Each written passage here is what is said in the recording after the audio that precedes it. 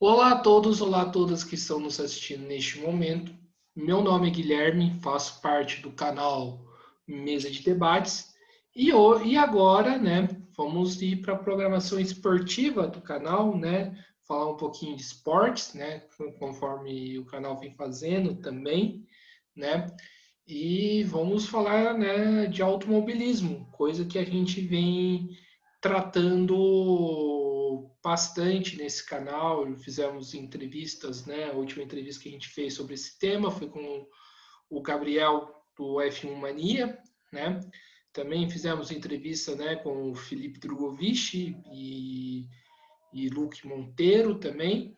E estamos aqui com o Thiago Mendonça, né, para falar um pouquinho, né, do que eles esperam da Fórmula 1 da temporada esse ano, né? A Fórmula 1 que vai começar no fim de março, né? O primeiro GP no Bahrein, né? Junto também com a Fórmula 2.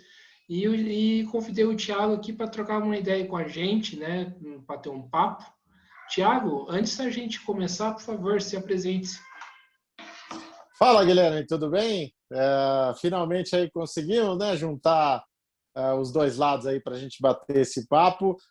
Bom, me apresentando um pouco, sou Thiago Mendonça, jornalista especializado em automobilismo, trabalho com o tema há 20 anos, né? Comecei com rádio, passei também por assessoria de imprensa, comunicação, depois em 2005 comecei a fazer TV e estou aí até hoje. Hoje eu estou como comentarista de esportes a motor do Grupo Bandeirantes para essa temporada de 2021. Estou também com o meu canal no YouTube, o Primeiro Stint. Estou como repórter do programa Auto Mais, que também vocês acompanham pelo YouTube. Essas são as principais atividades aí de audiovisual. E também sou o editor do aplicativo Automotor por Reginaldo Leme, que vocês encontram aí nas melhores lojas de aplicativos e sempre com novidades, matérias especiais, e eu estou também responsável por essa área. Então, basicamente, é isso que eu faço.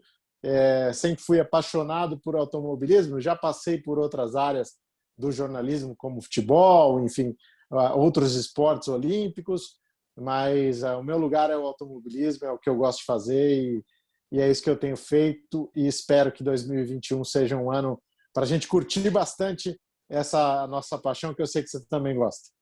Sim. Thiago, para começar, né? O que você espera da temporada de 2021? Parece que tem bastante coisa nova, né? Não, parece não, tem bastante coisa nova, né? A Aston Martin, né? A volta do Alonso. O que você espera dessa temporada?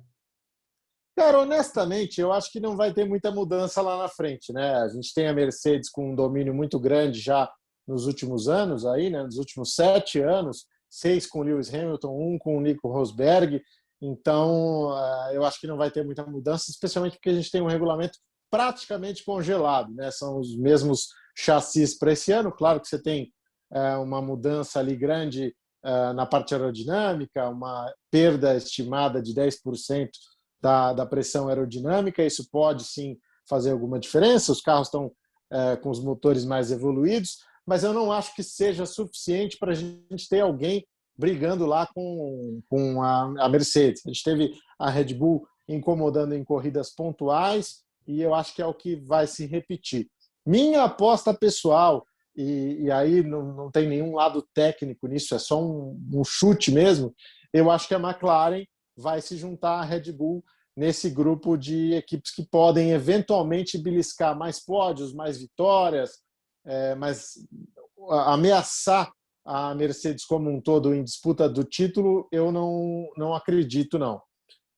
Eu Sim, acho que assim, as novas equipes são interessantes, né? A gente tem aí a Aston Martin chegando também, que é uma equipe bacana, que vem com o Sebastian Vettel, que tem ali o Lance Stroll ao lado dele, é uma equipe que investiu bastante, que quer crescer, então acho que vai ser interessante isso também. A própria Alpine com a volta do Fernando Alonso. Eu estou mais confiante em assistir boas corridas nesse meio de pelotão aí, com Alpine, com Aston Martin, do que com a eventual melhora da Ferrari, do que lá na frente com a Mercedes. Eu acredito que vai ser muito difícil alguém ameaçar. Então acho que a gente vai ter que curtir mesmo ali as disputas intermediárias. Eu fiz essa mesma pergunta para o Gabriel e faço para você. A Red Bull, né, parece que vai vir com motor de 2022. Você acha que mesmo assim a Mercedes mantém dominância ou a Red Bull pode chegar lá? Na verdade, eu acho que a Red Bull não vai ter um avanço tão grande assim, não, né? Falava assim, 30 cavalos, não tem uma coisa assim, alguma coisa mais ou menos nessa linha. A Mercedes está muito à frente. A Mercedes tá bem à frente ainda em termos de motor da Red Bull, então precisaria ser uma melhora astronômica para a Red Bull conseguir chegar na Mercedes e ameaçar nesse quesito, no quesito motor. Então, não vejo um salto tão grande assim. Acho que pode aproximar um pouco mais, isso sim, porque a Mercedes também vai ter que botar um pouco de foco aí no carro de 2022, né? Mas eu não acho que seja suficiente para brigar por título, não. Acho que a gente vai ver a Mercedes ainda dominando e Red Bull provavelmente brigando ali com o McLaren. Acredito numa melhora da McLaren para a gente ter ali mais uma equipe, né, brigando pelas primeiras posições. Aí que tá. Assim, vou falar o que eu acho, aí você responde. Talvez a McLaren evolua, mas a ponto de chegar da Red Bull, você não acha que é muito cedo ainda, por exemplo, uma equipe que está trocando de motor? Não, eu acho que é justamente por isso. Eu acho que justamente a troca pode dar essa oportunidade para a McLaren chegar lá, né? Ela foi a única entre todas as equipes que teve uma liberdade de explorar um pouco mais ali, né, os seus ajustes, exatamente porque ela precisava encaixar o motor Mercedes. A regra é, não pode ser nada que dê ganho de performance. Mas não tem como segurar isso, porque se você precisa mudar o motor, já é um ganho de performance. Então, ela foi a única que pôde alterar partes do carro que as outras equipes não puderam. Então, eu acredito que a McLaren sim vai tirar proveito disso, vai andar um pouquinho aí, né? Vai conseguir se aproximar. Ela foi a terceira colocada no Mundial de Construtores do ano passado, chegou a brigar por vitórias circunstancialmente lá em Monza. Então, eu acredito sim que ela possa ter um desempenho que permita se aproximar da Red Bull. Não estou dizendo que ela vai andar na frente da Red Bull. Eu acho que a escadinha vai ser a mesma. Acho que a gente vai ter a Mercedes muito à frente, a Red Bull atrás tentando beliscar uma vitória ou outra, e alguém para tentar incomodar ali a Red Bull, que nesse momento eu enxergo a McLaren nesse perfil, nesse padrão que a gente não teve em 2020. A gente não viu nenhuma equipe capaz de ameaçar ali a Red Bull, né, de tirar resultados da Red Bull, e eu acredito que a McLaren possa fazer isso eventualmente. Em relação à expectativa Sérgio Pérez Red Bull, vai incomodar um pouco mais o Verstappen ou você acha que vai ser tipo um segundo piloto mais melhorado do que foi o Albon? Eu não acho não que o Sérgio Pérez possa ameaçar o Verstappen. Eu acho que a gente está falando de um cara que já teve chances em equipes grandes, né? Foi piloto júnior da Ferrari, foi piloto da McLaren e não engrenou, não entregou os resultados que se esperava. Não estou dizendo que ele é um mau piloto, pelo contrário, está aí há 10 anos na Fórmula 1, ninguém fica lá se não tiver talento, mas não é um piloto para ser campeão mundial. E o Max Verstappen é. Max Verstappen não pode andar no mesmo ritmo do Sérgio Pérez. Ele não pode ser ameaçado pelo Sérgio Pérez. Se ele for ameaçado pelo Sérgio Pérez, então a gente precisa fazer uma reavaliação completa de quem é o Max Verstappen. Eu acho que isso não vai acontecer. Eu acho que o Pérez é superior ao Albon, vai conseguir dar à Red Bull a consistência que ela precisa, né? Marcar os pontos que ela precisa para melhorar no Mundial de Construtores, vai andar próximo ao Verstappen, mas não é uma ameaça. Eu acho que é um cara que chega muito mais para agregar no time do que para criar um ambiente ali mais complicado para o Verstappen. Acho que ele vem para contribuir, ele vem para fazer o que os outros pilotos não estavam fazendo, no caso do Gasly, no caso do Albon. Então, acho que a experiência dele vai pesar muito, ele vai conseguir ajudar o time, mas não acredito que ele possa andar na frente, não. Esporadicamente, uma prova ou outra, um qualify no outro, talvez, mas de forma regular eu acho que vai ser mais ou menos o que a gente viu nos últimos anos de Vettel e Weber. No início, né, da parceria deles, o Weber andava bem mais próximo, chegou a liderar campeonato, mas já no final o Vettel era mais rápido e o Weber ficou mais como um segundão. É o que eu acho que vai acontecer com o Pérez. O Pérez vai contribuir, vai trazer muita coisa boa para a Red Bull, mas não a ponto de ameaçar o Verstappen, não. Não vejo essa guerra interna que muita gente está colocando aí. Sim. E Ferrari? Né? Você acredita numa melhora da Ferrari ou mesma coisa que foi 2020? Acredito sim, acredito. A gente teve recentemente, né, algumas declarações aí do Mika Salo de que a coisa ficou meio aquela punição, vocês vão andar mal esse ano de 2020, depois a gente vê o que faz. Então eu acho que nesse acordo secreto aí que rolou com a FIA, talvez agora a Ferrari tenha parte de seus recursos aí liberados e possa trabalhar melhor esse motor, né? Que é uma das partes que podem ser trabalhadas para 2021, que puderam ser trabalhadas, puderam ser desenvolvidas. Então, nesse quesito em que a Ferrari perdia muito, eu acho que esse ano ela vai conseguir enfim, tirar um pouco dessa diferença aí e melhorar o desempenho que ela teve no ano passado. Eu acredito sim numa melhora, mas eu acho que ainda não é para voltar lá para o grupo da frente, não é para voltar para o grupo de Mercedes e Red Bull, que era o grupo que ela estava, né? Ela dividia vitórias, ainda que poucas, né? Ainda que esparsas, ela dividia vitórias com essas duas equipes. Eu acho que isso ainda não vai acontecer. Eu acho que a gente vai ter uma melhora, mas a Ferrari também vai mirar os seus esforços para 2022, porque além do motor do ano passado não ter sido grande coisa, isso sim pode melhorar para esse ano, o carro era mal nascido, né? E o carro é o mesmo. Então, assim, há uma transformação aí aerodinâmica, a equipe também pôde aplicar 2 tokens, né, para fazer algumas alterações aerodinâmicas no carro, mas o chassi é o mesmo, então não vejo como ela poderia ter um salto tão grande assim de pular lá para as primeiras posições para estar ali entre Red Bull e Mercedes. Aqui, falando, né, agora em relação aos novatos, né, da categoria, falo de Mick Schumacher, Nikita Mazepin e Yuki Tsunoda. O que a gente pode esperar desses três? Olha, bom, acho que o que chega aí em piores condições é o Mazepin, né? É um cara que vem muito criticado para a categoria por suas atitudes dentro da pista, fora da pista. Vou me ater só ao que acontece na pista e isso já não é muito bom. Então já é um piloto aí que, apesar de ter demonstrado alguma habilidade, né? Ter sido vice-campeão de Fórmula 3, ter conquistado vitórias na Fórmula 2, é um piloto que comete muitos erros, é um piloto que bota os outros pilotos em risco, sofre muitas punições.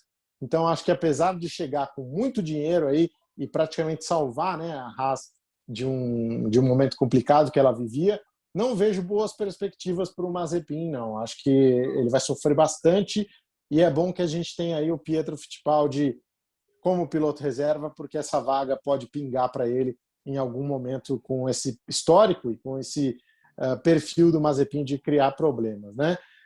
Acho que também pesa o fato da Haas não viver um bom ano. Ela já disse que o carro não vai ser desenvolvido esse ano porque ela está pensando em 2022, então isso aí já coloca para os dois, né, uma situação muito complicada, mas o Mazepin acho que vai sofrer um pouco mais. O Mick Schumacher é isso, não arrancou suspiros de ninguém por onde passou, né? Mas fez o que tinha que fazer, não dá para pedir mais nada. Ganhou a Fórmula 3, ganhou a Fórmula 2. O que mais que o piloto precisa fazer além disso? Nada, né? Então, assim, ele cumpriu o que ele tinha que cumprir para estar na Fórmula 1. Então, agora a gente vai ver do que ele é capaz. Eu acho que ele vai ter dificuldades com o carro da Haas, vai andar mais para o fundo do grid, mas o George Russell também teve com a Williams e conseguiu deixar seu nome, né? Conseguiu passar para Q2, conseguiu impor seu ritmo contra os seus companheiros de equipe. Então, acho que mora aí a possibilidade do Mick Schumacher fazer o nome dele nesse primeiro ano com a equipe Haas. Tsunoda é um cara que faz uma carreira meteórica, né? Mais uma vez é um garoto que a Red Bull coloca até com certa pressa. Acho que isso também em função da pressão da Honda para ter o seu pupilo ali, né? Para ter o piloto japonês ali. mas de qualquer forma, dessa vez não é uma forçação de barra da Honda, não. Ela está levando um cara competente, um cara muito rápido, até porque a Red Bull não aceitaria qualquer piloto, né? Então, diferente do que aconteceu lá com Yuji Ide, Sakon Yamamoto, que a Honda ia lá, buscava o cara e botava sem ter nenhuma condição de pilotar um carro de Fórmula 1. Não, dessa vez ela colocou um cara muito rápido. Eu acho que ele chega com uma parada complicada, que é o Gasly com moral dentro da equipe, né? Venceu corrida o ano passado, se recuperou muito bem, é um cara querido dentro da AlphaTauri, como não foi na Red Bull. Então, não vai ser fácil para o Tsunoda, mas ele vai ter um ano aí de aprendizado interessante, ele não precisa andar na frente do Gasly, se ele se mantiver próximo, que eu acho que vai acontecer, ele já vai ter boas possibilidades de, pelo menos, continuar na equipe no ano seguinte. Porque ele foi colocado lá com o apoio da Honda. A Honda vai embora ao final de 2021. Como é que fica? Então, eu acho que ele tem possibilidades, tem talento, tem habilidade para renovar o seu contrato independentemente do apoio da Honda, e é isso que a gente vai ver ao longo do ano, né? Essa é a minha expectativa em relação a esses 3 nomes aí. Eu acho que de todos, por carro, quem vai levar melhor vai ser o Tsunoda, mas talvez como nome, que chegue no fim do ano, a gente fale, caramba, esse foi o cara dos estreantes, esse foi o melhor, a minha aposta é no Mick Schumacher. Aí que tá, você não acha que foi meio. Assim, eu acho o Tsunoda um bom piloto, mas você não acha que é meio precipitado ele ter ido para a Fórmula 1 por conta desse negócio da Honda sair no final desse ano? Porque a impressão que eu tenho é que se a Honda sair, ele sai junto, e aí acho que muito provavelmente vai para a Indy, né? Onde que a Honda vai focar seus esforços.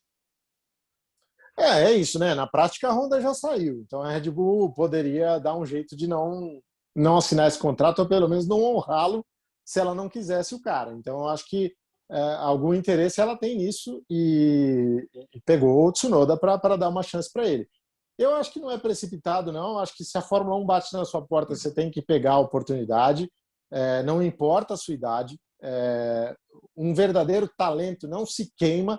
Um campeão em potencial não se queima, o cara vai lá e mostra o que ele é capaz, ainda que ele erre, ainda que ele falhe muitas vezes. A gente viu isso acontecer com Schumacher, com Verstappen, ainda que o cara cometa erros de início, o que ele anda já vai fazer com que as pessoas perdoem esses erros, né? Então não tem problema nenhum. O Max, que eu acabei de citar aqui, não é um campeão do mundo ainda, acredita-se que vai ser, mas é um cara que chegou com 17 anos na Fórmula 1 e fez o que fez, né? Tá aí até hoje e com bons resultados. Então eu acho que idade não limita nada, e eu acho que a oportunidade que ele tinha nas mãos, ele pegou. Tá aí, tá com 20 anos de idade, estreando na Fórmula 1. A velocidade ele tem, a experiência ele vai ganhar. Então só depende dele trazer os resultados que se espera aí. Agora, fica na mão da Red Bull. A gente sabe que os caras são muito loucos, né? Então, assim, se forem com a cara dele, se gostarem dos resultados, o cara fica. E se não forem também, trocam sem muita cerimônia. Sim. Agora, voltando um pouco da questão da Ferrari, essa queda que a Ferrari teve nesse último momento não pode ser prejudicial ao Leclerc, porque assim, eu tenho a visão, e acho que você também tem, que os 2 nomes, né, da Fórmula 1 no próximo período, quando o Hamilton se aposentar, vai ser Verstappen e Leclerc. Né? Isso não pode ser prejudicial, ruim para o Leclerc na carreira dele, essa queda de rendimento da Ferrari? Concordo contigo. Acho que são os 2 caras aí para a gente prestar atenção, Verstappen e Leclerc. Eu colocaria aí também o George Russell na lista, dependendo das oportunidades que tiver. É que desses 3 que eu citei, ele é o único que ainda não está numa equipe de ponta, né? Mas eu concordo contigo, acho que são os caras para a gente observar. Vai atrasar a carreira dele? Não sei, eu acho que não, porque 2022 muda tudo, né? Pelo menos espera-se que mude tudo. Então, a Ferrari, ela tem momentos difíceis, mas ela é sempre uma equipe competitiva, ela sempre volta lá para frente. Então, não acredito que ela vá passar muitos anos assim. O contrato do Leclerc era de 5 anos, né? Agora tem mais 4 pela frente. Então, em algum momento ele vai ter um carro competitivo na Ferrari.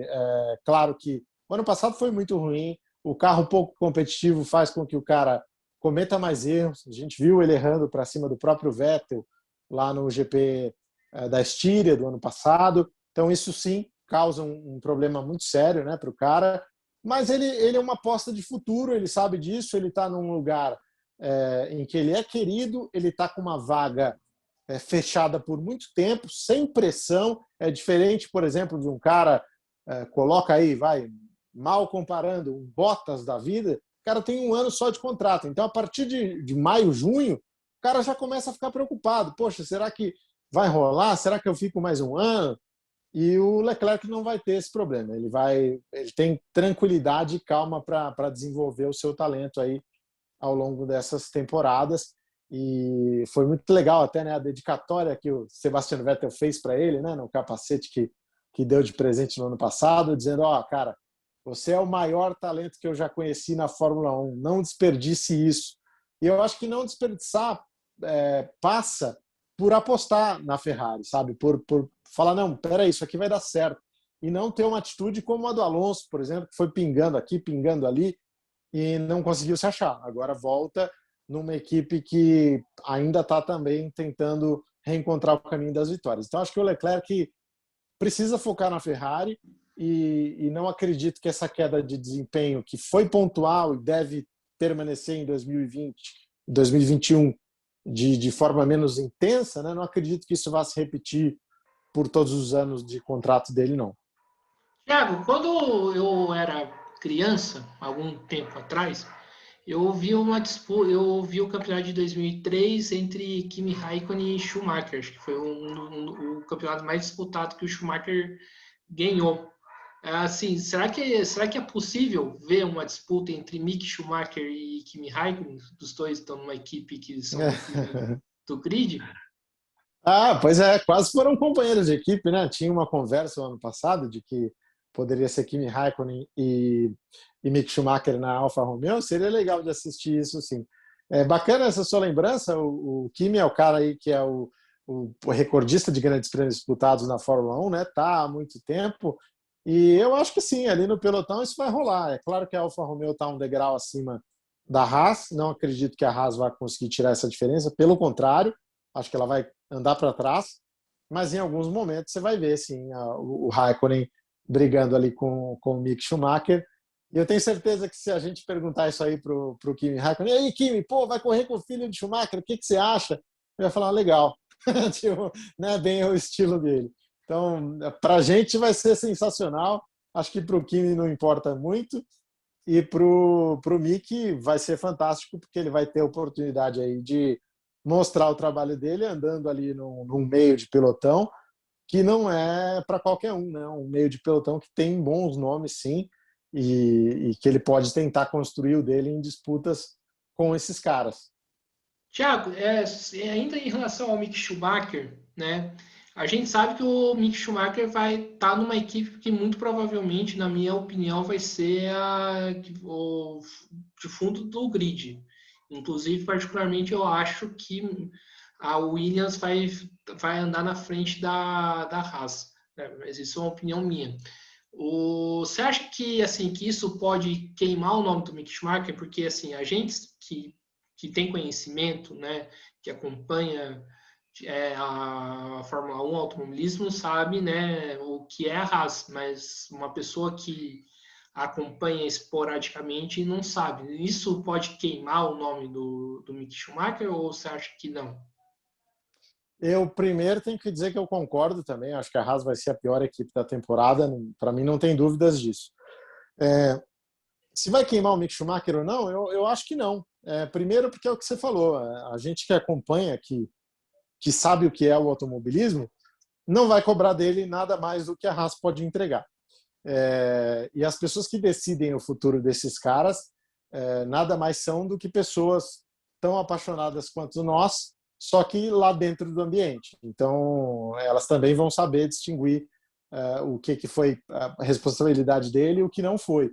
A gente pode buscar exemplos aí, o próprio Fernando Alonso começou lá na Minardi, era um cara tão bem apadrinhado quanto é o Mick Schumacher, mostrou o serviço dele lá, não fez nada de espetacular. Se eu te perguntar qual que é a grande corrida do Fernando Alonso lá em 2001, não vai lembrar, porque realmente não dá para fazer grandes corridas com a Minardi. Mas mostrou o trabalho dele, foi mais rápido que o Tarso Marques, construiu uma reputação, depois foi ser piloto de testes da Renault e deu no que deu, né? Bicampeão mundial. Então, eu acho que uma equipe pequena é uma oportunidade também, não é porque o time é ruim que você vai se queimar. É o que eu falei, os grandes nomes, o cara que vai ser campeão mundial, esse cara não vai se queimar nem se ele chegar na Fórmula 1 com 17 anos, nem se ele chegar na Fórmula 1 pela pior equipe. Ele vai conseguir mostrar o trabalho dele. Então, eu acho que esse é um recurso e é uma alegação que muitos dos pilotos que não conseguiram se firmar acabam usando, né? Mas os grandes talentos vão em frente, seguem em frente, não importa a equipe em que eles estreiam, né? Posso fazer uma pergunta provocativa para você? A gente, As melhores são essas. não, a gente escuta muito, né, que a Fórmula 1, né, agora o que importa é dinheiro e talento não importa. Você acredita nisso? Não, não. Eu posso dizer o seguinte: as duas afirmações, a afirmação do dinheiro é verdadeira. O dinheiro influencia. Se você pegar as equipes do meio do pelotão para o fim, elas vão cobrar dinheiro dos pilotos que chegam lá. Agora, os pilotos da frente ali, se você pegar, esses caras chegaram com apoio, né? Via suporte de algumas equipes, né? Programas de talentos. Então, não é bem verdade. Hamilton pagou para estar lá, Alonso pagou para estar lá, o Raikkonen pagou para estar lá, entendeu? Se você pegar o Verstappen pagou para estar lá, o Ricardo pagou para estar lá. Não, na verdade, esses caras, claro, tinham patrocínios atrelados aos nomes deles, mas foram apadrinhados por grandes equipes. E é o que está acontecendo agora. Ou você é apadrinhado por uma equipe, ou você paga. E o caminho é esse. Não dá para ser muito independente nessa história.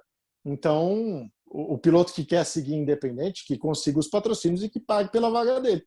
E o piloto que tiver habilidade suficiente, trânsito suficiente, que convença as equipes a investir no talento dele. Então, acho que a gente continua com o grid muito bem dividido. Alguns chegam lá levando patrocínio e o interesse é único nisso, e outros chegam lá com talento, porque um campeão mundial vale muito mais do que $1 bilhão. Então, se você tem um cara, qual o valor de um Max Verstappen? Qual o valor de um Charles Leclerc?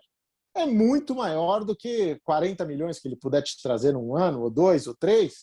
Então, vale o investimento nesses caras. Então, não acho não que a Fórmula 1 vai deixar o talento de lado. Acho que a gente tem espaço para todo mundo. Tem o espaço para o pagante, tem o espaço para o piloto habilidoso. E ajuda também o fato da superlicença. Ela vem afrouxando isso ao longo do tempo, mas as regras ainda são interessantes. Você precisa ter uma pontuação legal, porque assim você evita também de um completo perdido lá chegar na Fórmula 1, né? Então isso já ajuda. Mazepin não é grande coisa, mas está lá, ganhou corrida, foi vice-campeão de Fórmula 3, então pelo menos você protege um pouco ali. Pode ter dinheiro, mas precisa ser minimamente competitivo, minimamente capaz, né? O pessoal usa o exemplo do Nasser, né, para justificar essa afirmativa, né? E a gente também viu viu o Pedro Piquet abandonando a Fórmula 2, né? Você acha que então o problema desses dois foi um pouco mais a fundo do que eles colocam, do que boa parte do público coloca? Eu vou dizer o seguinte: o Felipe Nasser optou por não fazer parte de um programa de jovens talentos. Ele tomou essa decisão. Então, assim, foi proposto para ele para fazer parte do time da Red Bull. Ele não aceitou. Ele até chegou a ter um ano de Red Bull com patrocínio lá na Fórmula BMW, mas depois recusou seguir com a marca. Então, porque ele confiava na habilidade dele, no talento dele e nos parceiros que ele ia ter. Ok, fez a escolha dele. Quando ele chegou na Fórmula 1, ele chegou numa equipe que precisava de dinheiro, ele levou o dinheiro, né, do Banco do Brasil e fez as 2 temporadas. Acabou o dinheiro, a equipe não renovou com ele. E aí todo mundo fala, poxa, mas o Nasser merecia estar na Fórmula 1. Concordo, merecia. Mas você tiraria alguém do grupo aí desses 10 primeiros lugares que eu falei, que são os pilotos competitivos, que são os pilotos com potencial de campeão mundial, para colocar o Nasser? Não. Então vamos olhar para a parte de baixo. Tiraria alguém? Tiraria 10. Tiraria todos da segunda metade do grid. Tá, então é só buscar o dinheiro. Então são essas duas coisas aí. Então, ou o cara tem um talento fora do normal para impressionar e para chamar alguém lá de cima, ou ele traz dinheiro. O Nasser ficou no meio ali. Ele é um cara extremamente talentoso, né? Tanto que foi o brasileiro com o melhor resultado numa estreia em Fórmula 1, salvou a Sauber com aquele 9º lugar no GP do Brasil na chuva, mas não foi o suficiente para convencer esses caras. Não foi o suficiente para convencer os times lá de cima. Sei lá, se ele tivesse aceitado ser um piloto júnior da Red Bull, poderia ter tido melhores chances? Poderia, mas também poderia ter sido dispensado, como muitos foram, né? Então esse foi o caso do Nasser. Acho que ele tomou a decisão dele, fez os 2 anos dele e não conseguiu firmar. Enfim, não deu certo, a coisa não rolou para ele, ele não ocupou esses lugares cobiçados aí das equipes enfim, que abraçam os seus pilotos. Pedro Piquet, é difícil Pedro Piquet falar dessa questão de dinheiro, porque isso é sabido desde o kart, né? Enfim, ele foi um garoto, inclusive, que teve muito desse benefício, que usufruiu muito desse benefício de ser um cara que tinha estrutura, né, para pilotar, tinha estrutura para fazer a sua carreira com bastante investimento, né, com muita coisa do lado dele. Então não é surpresa para ele chegar lá e agora precisa de mais dinheiro. Lógico que precisa, isso ele sempre soube. O que acontece eu acho que ele pode ter percebido que ele não ia conseguir chamar a atenção dos caras. Ele teve várias oportunidades em várias categorias sem ter conseguido os resultados para impressionar. A gente está falando aqui que ele é um cara abaixo dos outros? Não, ele é um cara que talvez não tenha esse talento excepcional que as grandes equipes buscam. Ao descobrir que ele vai estar na mesma linha lá do Nasser, que é um cara extremamente competitivo, mas que não vai chamar a atenção dos grandões, então tá, melhor parar, melhor redirecionar a carreira. Não se vive só de Fórmula 1, tá aí o Nasser para mostrar isso, tá aí o Pipo Derani, que nem perto chegou da Fórmula 1, né? Também mostrando a habilidade que tem lá nos carros nos Estados Unidos. Então eu acho que essa foi uma decisão consciente do Pedro Piquet. Só não concordo com essa questão de surpresa com custo, com dinheiro. Isso aí era sabido. O Nelsinho Piquet fez essa mesma carreira. A família sabe. Então não foi... Definitivamente não foi isso. Foi uma frustração, muito provavelmente, com o próprio desempenho e de não ter conseguido atrair essas atenções lá do pessoal do topo do grid. Não querendo menosprezar o piloto, eu achei particularmente que o desempenho do Pedro Piquet foi muito abaixo do que esperado, né, nesse último ano de Fórmula 2. Eu acho que assim, não foi legal, claro. Os resultados não mentem, né? Não adianta que a gente rasgar a seda para o cara, você vai lá, você abre o site, os resultados são ruins. Foram ruins mesmo, mas ele conseguiu ter algumas provas boas, né? Lá em Abu Dhabi, por exemplo, esteve muito perto de um pódio, né? Então, ou seja, quem é o Pedro Piquet? O cara que andou sempre atrás ou o de Abu Dhabi que quase foi para o pódio? Então você tem que balancear isso também, né? O cara não é tão ruim quanto os resultados demonstram, né? E também pode ser que não seja tão bom quanto alguns caras que chegam lá e conquistam título e até andam muito bem na frente. A gente já viu a Fórmula 2 ser vencida por caras que não tinham tanta expressão. Então, a gente tem que ponderar isso. Então, acho o Pedro Piquet um piloto extremamente talentoso. Acho que ele pode se encontrar em outras categorias. O nível da Fórmula 2 é muito alto. E é isso. Talvez ele não fosse um championship material, né? Um cara que vai chegar na Fórmula 1 para ser campeão. Ok, não sendo um championship material, não precisa concentrar tantos esforços e tanto dinheiro para estar lá. Então ele pode fazer a carreira dele e ser feliz em outras categorias. André Negrão, agora correndo com a Alpine, lá nas provas de endurance. Eu acho que é isso. Eu acho que o cara, de repente, ele percebe que o melhor caminho para ele não é esse. E acho até bastante maduro da parte dele buscar outra coisa nesse momento. Sim, agora falando de brasileiros que poderão chegar lá.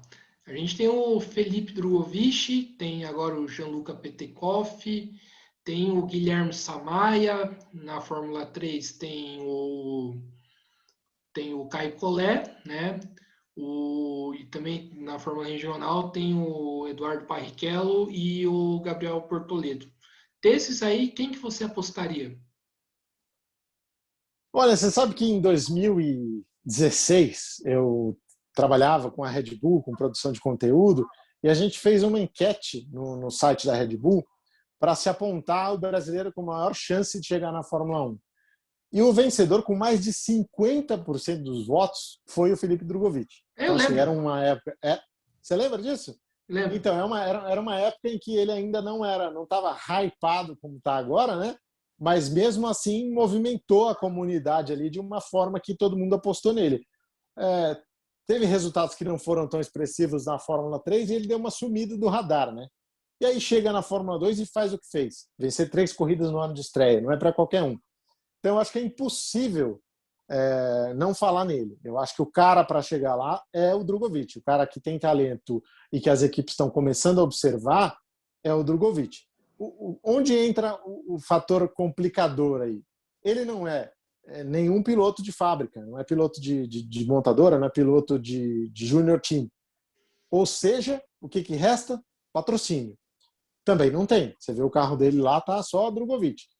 Então ele precisa se arrumar nessas duas pontas aí. Ou ele precisa, nesse ano, se juntar com uma empresa muito forte, né? Enfim, trabalhar melhor isso de alguma forma aqui, para que ele tenha recursos no ano que vem para tentar um salto, ou quem sabe 2023, ou ser abraçado por um junior team nesse momento. Então, acho que são as duas coisas que vão definir o futuro dele. Agora, a gente tem aí o Petekoff também, que acabou de subir, está numa equipe fraca, né? Não vai conseguir grandes resultados esse ano, mas vai ser um ano de aprendizado e ele se propõe a dar um salto direto da Fórmula Regional para a Fórmula 2, até para ter bagagem, quem sabe quando conseguir uma oportunidade melhor, uma equipe melhor, ele já tem algum tempo de Fórmula 2. Né? Isso também é uma estratégia que eu achei inteligente, que ele vai fazendo aí para a carreira dele. Os pilotos que vêm mais abaixo, aí seguindo o mesmo critério, quem é que está num Junior Team? O Caio Collet. Então, assim, é um cara que tem muito apoio da Renault lá fora, agora a Alpine, né? E da Renault aqui no Brasil. Então, a Renault aqui brasileira também apoia muito o Caio Collet. Ele tem parceiros muito fortes, parceiros que vão estar com ele, com patrocínio, até chegar mais nas categorias do topo. Então, esse é o cara que tem tudo. Se ao Drugovich falta o patrocínio e está abraçado por alguém, tudo isso sobra no Caio Collet. Ele tem tudo isso. Então, eu acho que esses são os dois caras que eu apontaria com maiores possibilidades, pelo que já mostraram, pelos resultados e pelo suporte na carreira. Sim, o Felipe Drugovich, você não acha que, já que estamos conversando disso, também concordo, você não acha que ele está demorando demais para entrar numa academia? Eu acho que não é muito uma opção dele, assim. Eu acho que é mais questão de ser procurado. É o que eu falei, essa inconstância, né? O cara foi super bem naquele momento, que a gente fez a enquete lá, e ele foi o vencedor. Caiu na Fórmula 3, que também é um campeonato dificílimo, com alto nível, e subiu de novo na Fórmula 2. Esse tipo de inconstância, que não é também, acredito que não tenha sido responsabilidade dele, né? Vários fatores aí podem ter influenciado, pode ter atrapalhado, pode ter atrasado um pouco a questão de estar ou não num junior team, né? E também não adianta entrar num junior team que você não vá ser, que você não vislumbre uma possibilidade ali adiante, né? A gente já viu, por exemplo, o caso da Renault. A Renault ainda não promoveu ninguém, né? Não tem, você vê, os caras ainda não colocaram ninguém, foram buscar o Ocon, que era de outra montadora, no caso a Mercedes, botaram o Alonso aí com 39 anos de idade, então ela não prestigiou os caras da academia. Enquanto a Mercedes já colocou um monte de gente, colocou o Verlaine, colocou o Russell, colocou o Ocon, a própria Ferrari trouxe o Charles Leclerc, o Giovinazzi.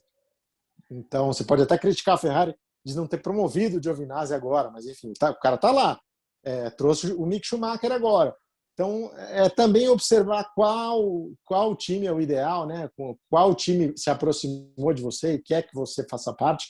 McLaren é outro excelente exemplo de equipe que aproveita os seus talentos. Eu acho que ele vai, a hora que a oportunidade bater na porta dele, ele vai tentar agarrar. Talvez só ela não tenha surgido ainda, mas eu me lembro de uma entrevista que o Lito Cavalcante fez com ele, acho, e que ele dizia que ele está atento a essas oportunidades e que ele está trabalhando por isso.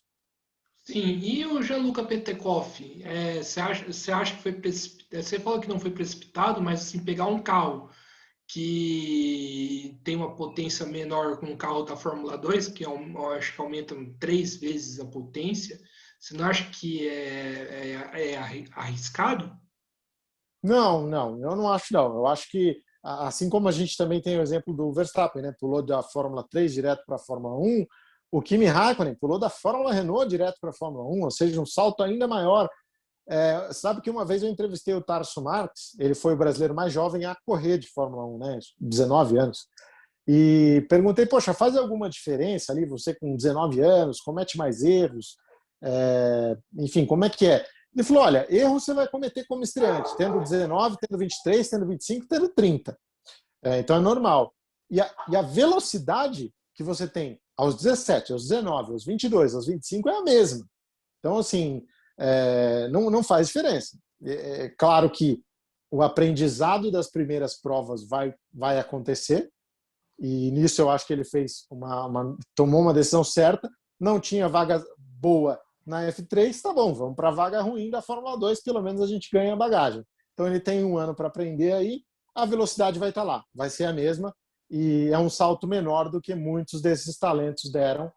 E então acho que tem tudo para dar certo, depende dele, e é um privilégio ele poder estar num carro de corrida em 2021, já que ele batalhou tanto por isso, né? Então acho que a gente tem que ver mais por esse lado. É um cara que poderia muito bem estar a pé por tudo que aconteceu com ele no ano passado, inclusive sendo meio abandonado aí pela Ferrari também, né? Mais uma questão aí para se observar na hora de assinar um contrato de piloto júnior. Eu acho que só depende dele. É isso aí, vamos ver como é que fica o ano de 2021, mas ele tem todo o potencial para desempenhar lá. E Eduardo Barrichello e Gabriel Bortoleto, o que a gente pode esperar deles? O Gabriel é um cara que tem muito talento, já é muito observado desde o kart, né? Foi terceiro colocado no Mundial de Kart, então já tem muita gente de olho nele. Ele teve um primeiro ano muito bom, venceu corrida na Fórmula 4, agora vai para a Fórmula Regional, né?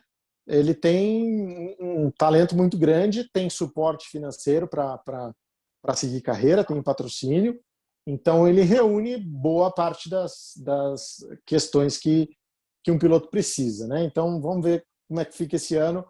Eu acho que ele tem tudo para muito em breve estar batendo as portas da Fórmula 1 aí, especialmente se a carreira for bem conduzida, né? O Eduardo Barrichello acaba de trocar o rumo da carreira, né? Dos Estados Unidos para a Europa. Ele é um cara que sofreu com falta de patrocínio até aqui, por isso mesmo corria nos Estados Unidos, né? Que os valores para se bancar uma carreira são menores.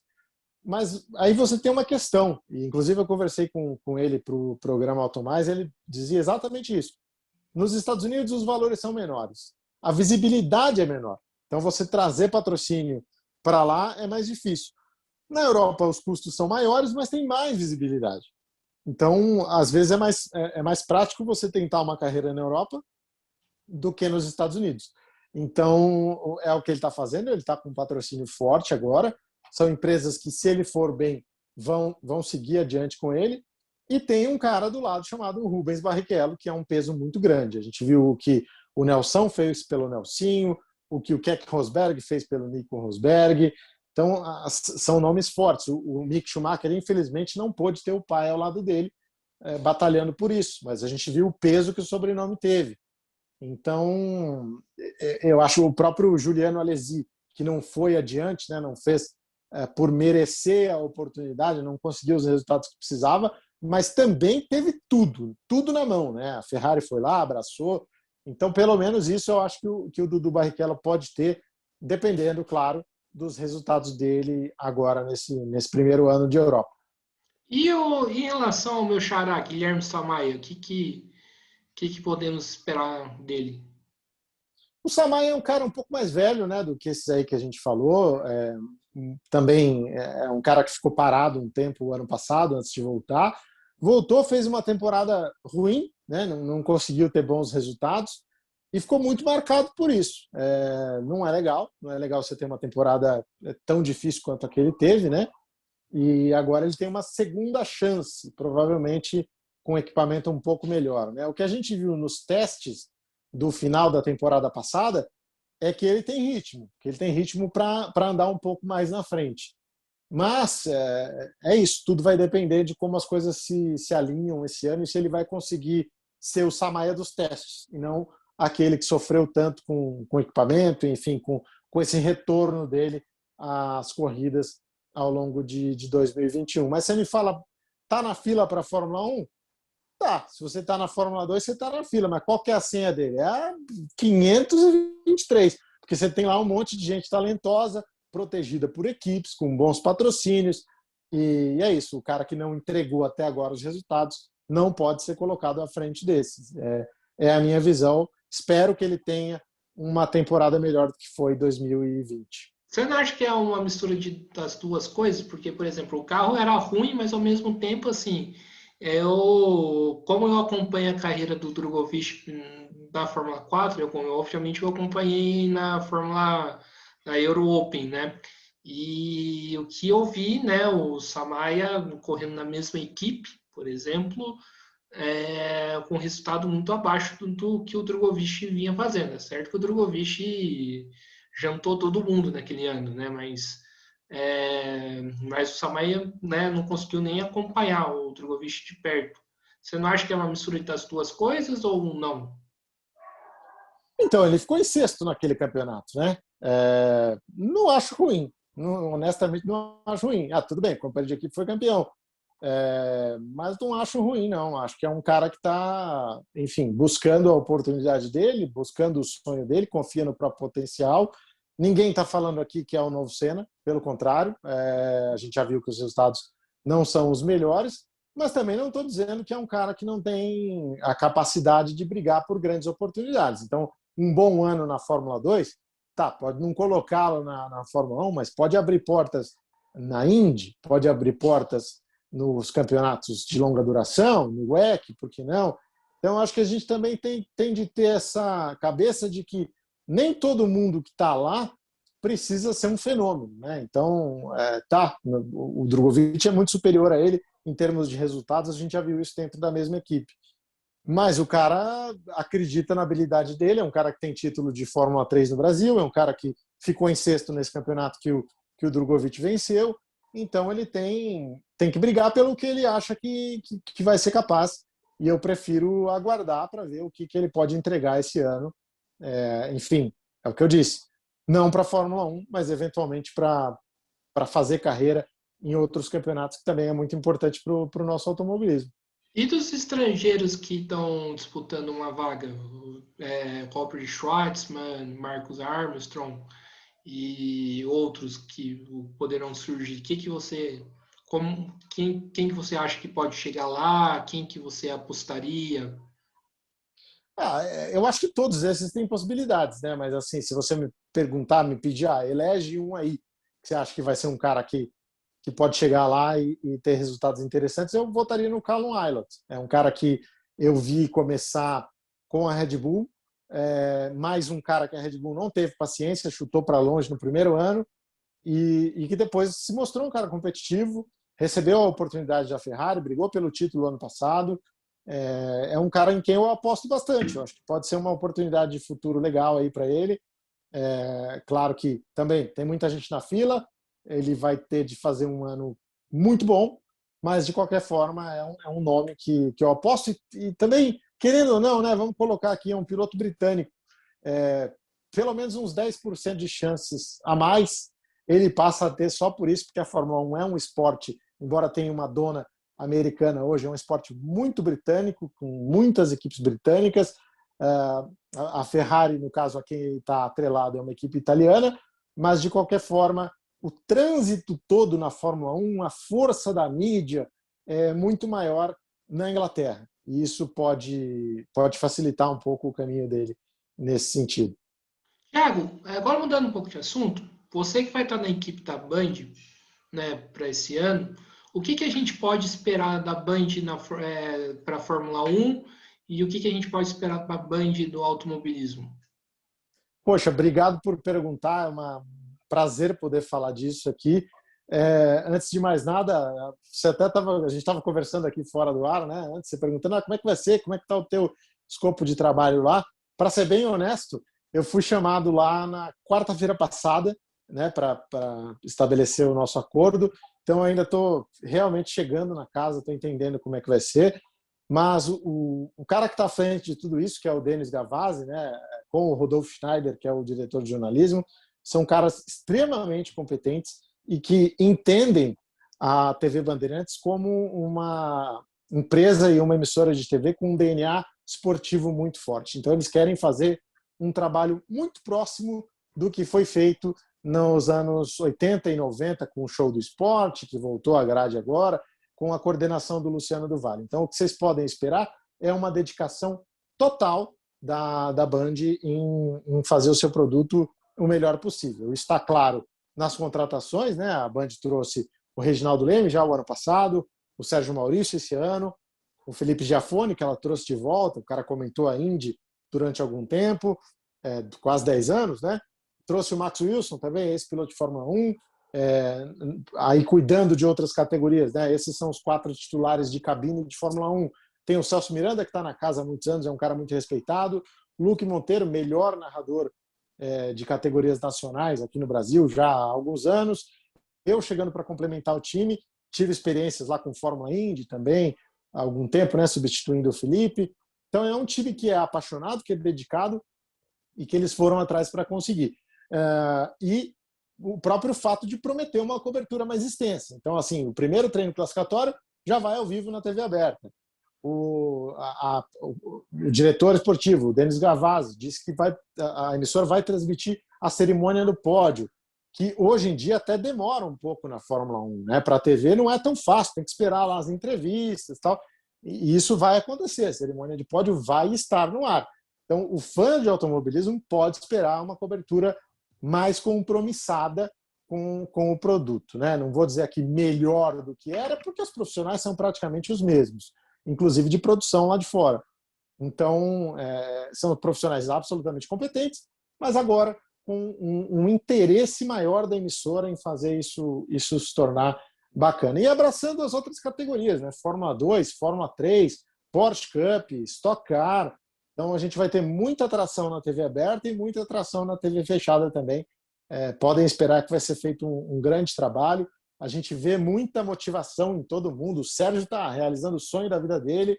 O Reginaldo Leme parece uma criança de novo, parece que está cobrindo pela primeira vez um GP de Fórmula 1. Felipe, Max batalharam por essa oportunidade. Felipe abriu mão de um contrato na TV Globo para estar lá. Então, é gente muito dedicada, gente muito interessada e gente muito capaz, que eu acho que é a receita perfeita. Uma coisa que eu, inclusive, eu comentei com meu pai, né, que eu achei muito acertado vocês transmitirem a Fórmula 2 e a Fórmula 3 também, né? Aí eu pergunto assim, essa transmissão, né, que vocês vão fazer ampla, né, que vocês estão prometendo, pode ajudar o Brasil a ter um dia de volta um assento na Fórmula 1? Pode sim. Pode porque você começa a trabalhar esses nomes, né? A gente já vê que a Band está se estruturando para botar esses caras, para mostrar esses personagens, quem são eles, o que eles fazem, atrelar esses nomes à cobertura da Fórmula 1 vai ser muito importante.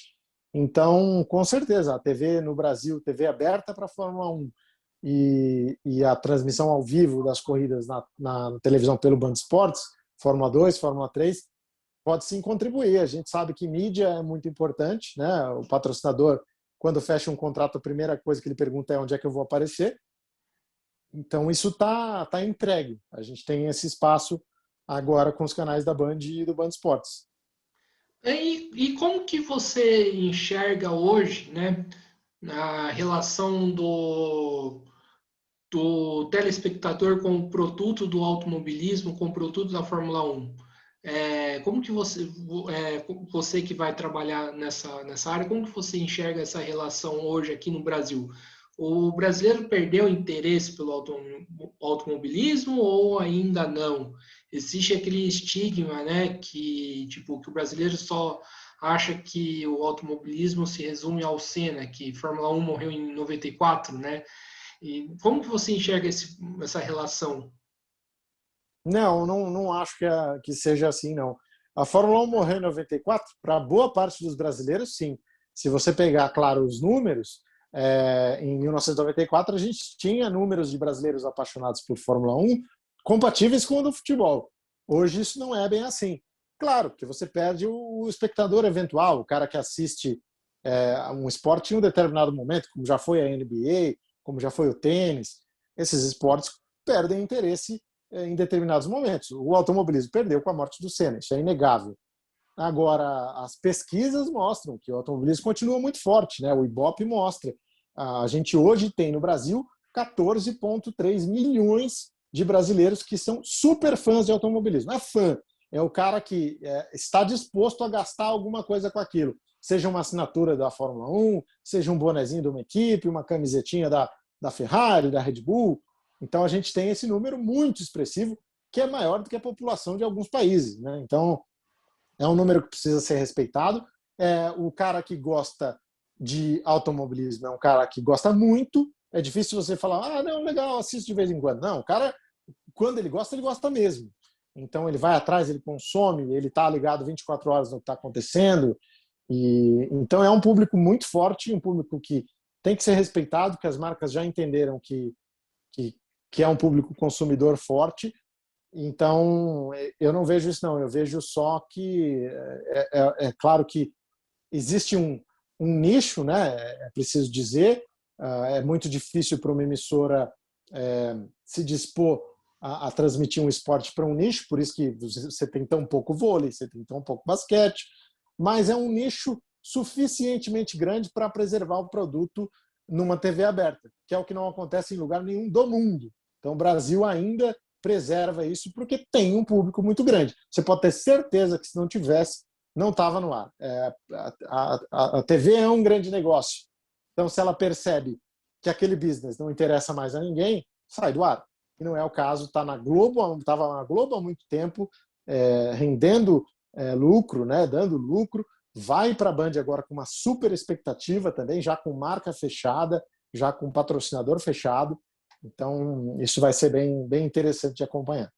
A Band vai continuar transmitindo a Indy? Boa pergunta. Na verdade, a última vez que eu tive com o diretor de esportes que eu perguntei sobre isso, a coisa estava muito indefinida ainda, né? As conversas foram pausadas, mas eu não soube de nenhuma definição, não. Até li alguma coisa de que não vai transmitir. Eu não soube. Claro que essa decisão não passa por mim, não está no meu escopo, né? Mas do que eu ouvi da chefia, não tinha nenhuma definição, nem que sim, nem que não. Cara, vou falar uma coisa pra você. Pra ficar melhor, ainda só falta vocês pegarem a WEC. Seria legal, né? Isso aí, é mais uma prova aí de algumas horas, né? Vira definitivamente o canal do automobilismo aí, né? Seria legal. Tem muita categoria bacana e tomara que todas as emissoras consigam se estabelecer com boas provas, né? Que eu acho que a gente tem ESPN, a Fox vive seu último ano, mas também pode ter muita coisa legal, como já tem, o Sport TV faz um trabalho maravilhoso. Então, eu acho que todas essas emissoras abrem um espaço importante para o automobilismo. Eu vejo o automobilismo como o segundo esporte com mais espaço na TV. Então, eu acho que a gente reclama porque a gente gosta mesmo, mas a verdade é que a gente tem bastante espaço, sim. Em relação às outras categorias, o que a gente pode esperar delas para esse ano? A estoque vem forte, né? Tá com Tony Kanaan, com Felipe Massa, grandes nomes aí chegando para a categoria. Uma nova abordagem, uma nova direção, né? Agora com o Fernando Giulianelli, que é um cara apaixonado por automobilismo, mas acima de tudo que esteve em grandes empresas, e que conhece o mercado como ninguém, né? É atendido por qualquer pessoa no país, exatamente pelo cargo que ele ocupou e pela pessoa que ele é, pega o telefone e fala com qualquer pessoa. Isso pode dar uma força muito grande para a Stock Car. A Porsche Cup é uma categoria que se consolidou há bastante tempo e agora volta para a TV aberta, né? Ela tem corridas maravilhosas, é um Porsche que está ali, né? Um carro que é mais rápido que um Stock Car, e então chama bastante atenção. Nas provas de endurance tem a presença dos melhores pilotos aí, né? O próprio Massa correu ano passado. Então são atrações maravilhosas. A própria Truck vem recuperando muito do espaço que ela sempre teve no Brasil e vai estar na TV aberta também, né? Tanto a Truck quanto a Stock quanto a Porsche vão estar na Band aberta. Então acho que a expectativa é a melhor possível aí para essas categorias e com certeza vão ser categorias que vão se aproximar muito do fã de velocidade. Sim, e em relação, né, como que você avalia todo o esquema, né, pandemia, né, autódromo vazio, infelizmente, mas mais necessário, a gente sabe muito bem disso. Como que você avalia, né, todo o esquema que a Fórmula 1 fez durante a pandemia? Pode ser considerado como exemplo ou não? Como que você enxerga isso? Eu acho que foi um esquema muito bem feito, na verdade, um ano que estava perdido, foi resgatado, foi salvo, com provas em circuitos que não estavam previstos, mas a conta não fechou, né? Você pega aí o prejuízo que a categoria teve e foi tenebroso. De qualquer forma, valeu o esforço que eles tiveram para fazer a coisa acontecer, e eu acho que esse ano a gente precisa observar para ver se a gente não vai ter nenhum susto aí ao longo do ano também. Claro que a vacinação nos demais países tem avançado mais, até pela facilidade, né? Porque são países menores, populações menores, é, tem sido um pouco mais simples, mas de qualquer forma é um cenário ainda preocupante. Então a gente vai ver o que acontece no Bahrein e a sequência da temporada. Mas eu acho que a Fórmula 1 conseguiu criar um sistema bacana e que teve, na minha visão, teve poucos casos, né? Se for pegar 3 pilotos ali que sofreram com o vírus, para mim é um saldo bastante positivo numa temporada.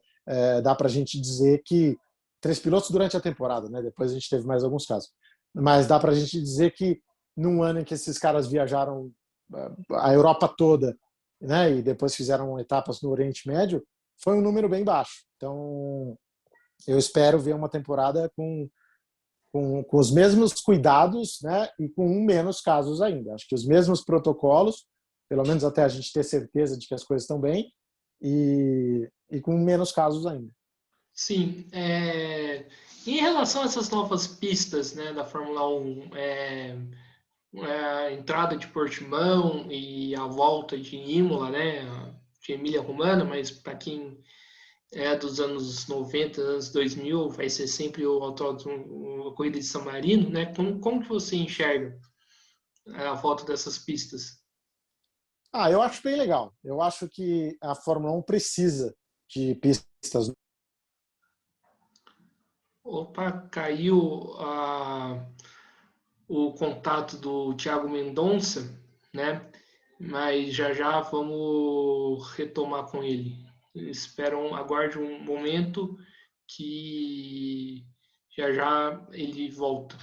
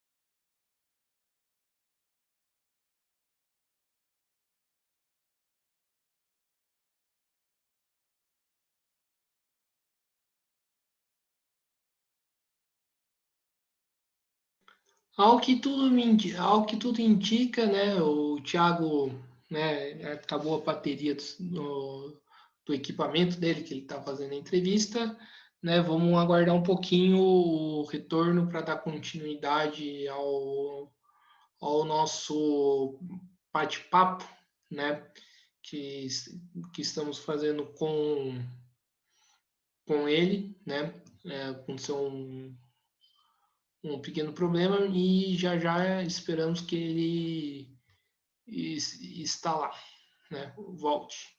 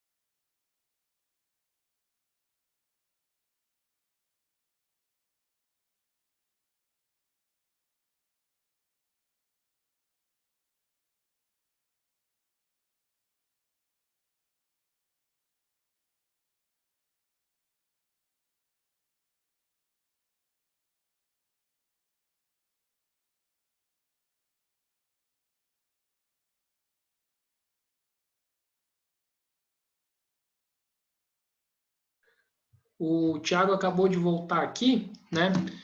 Vamos encerrar a nossa entrevista, né? Para não ter mais nenhum outro tipo de problema, né?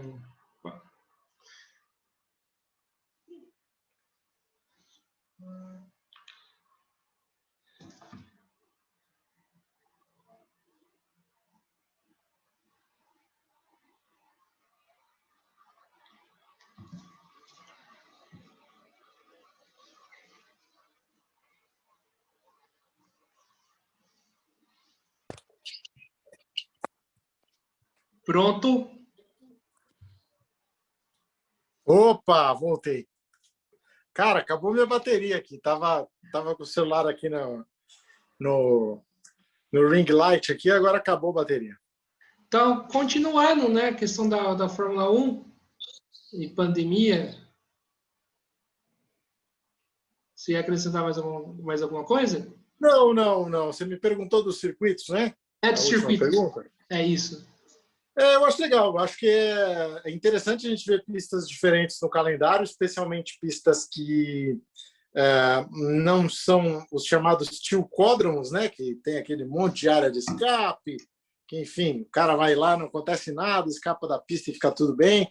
Acho que essas pistas que acabam trazendo mais emoção aí, com mais intervenções do safety car, né? Uma coisa mais americanizada, por assim dizer. Eu acho que deram um tempero ano passado, né? A gente teve a Turquia com aquela coisa do asfalto novo, o GP de Portugal também, a pista recapeada. Então, o GP lá da Toscana, com várias intervenções, 3 largadas. Então, acho que foram momentos marcantes da temporada e é bom a gente ter a volta aí, pelo menos de Portimão, né? A manutenção da Emília-Romanha. Então, são coisas que me agradam, sim. Eu gosto de ver esse calendário mesclado. E para fechar a nossa entrevista, quem você acha que vai ser a surpresa, né, do ano? Quem que você acha que vai ser a decepção? Boa pergunta, cara. Eu acho que surpresa, não sei se dá para a gente considerar surpresa, mas eu colocaria o Daniel Ricciardo aí. Eu acho que o Daniel Ricciardo vai ser um cara que vai voltar àqueles momentos fantásticos dele, né? Ele sempre foi um cara de ultrapassagens belíssimas. Tudo bem, conseguiu pódios no ano passado, fez melhor volta na Bélgica, melhor volta lá em Abu Dhabi, mas ainda falta, né? Aquele Daniel Ricciardo das grandes manobras e tal. Eu acho que a gente vai ver esse ano. Então, acho que vai ser uma surpresa positiva o Daniel Ricciardo. Embora seja um talento já conhecido, a gente vai ter uma resposta muito boa por parte dele nessa troca de equipe. Decepção também não é nenhuma surpresa. Acho que vocês devem concordar comigo. A gente já falou aqui das dificuldades que a Haas vai enfrentar. Então, eu acho que ela vai ser a grande decepção do ano e torço para que ela consiga se sustentar a ponto de permanecer no grid nos próximos anos, porque da forma como foi esse ano, da forma como começa 2021, é difícil. A equipe acaba priorizando muito a questão do dinheiro e ela não vê que isso a longo prazo custa muito caro, né? Afugenta patrocinadores e o resultado na prática é desastroso. Então, acho que a Haas vai ser a grande decepção do ano. Ficaria surpreso se ela conseguir marcar algum ponto. É isso aí, meus amigos, né? Estamos encerrando mais uma entrevista do Mesa de Debates, primeiramente nessa sessão esportiva. Primeiramente, eu quero agradecer ao Thiago Mendonça por ter aceitado o convite. Foi um prazer trocar essa ideia com ele, né? Foi um bate-papo muito bom e passo para as considerações finais. Poxa, valeu. Eu que agradeço aí a participação no programa, foi super legal. A gente estava para marcar fazia bastante tempo já e foi um prazer estar aqui com vocês falando de automobilismo, que é o que a gente gosta, né? Deixa um recado aí, fazendo o jabazão, né? Quem quiser pode dar uma olhada lá no meu canal no YouTube, o primeiro Stint. O primeiro é com o número 1, né? No lugar do I. Então você pode acompanhar lá também os meus vídeos, minhas opiniões, enfim, análises, tudo que tem lá. E fico à disposição sempre que vocês quiserem, estaremos aí às ordens. Beleza? Desculpa, acabou a bateria no meio da entrevista, mas voltamos aqui para falar também. E participe do grupo do WhatsApp também. O nosso lá do primeiro está quase lotado, mas tem um no Telegram que cabe bastante gente também. Lá nos vídeos, nos comentários, tem lá o link para o Telegram, que aí cabe até sei lá quantas mil pessoas e estejam todos convidados. É isso aí, pessoal, né? Mais uma vez agradecer o Thiago Mendonça, agradecer você que estiver assistindo. Se inscreva no canal Mesa de Debates, né? Curta esse vídeo, curta outros vídeos também, né? Que a gente aborda sobre vários temas, né? Compartilhe nas redes sociais, né?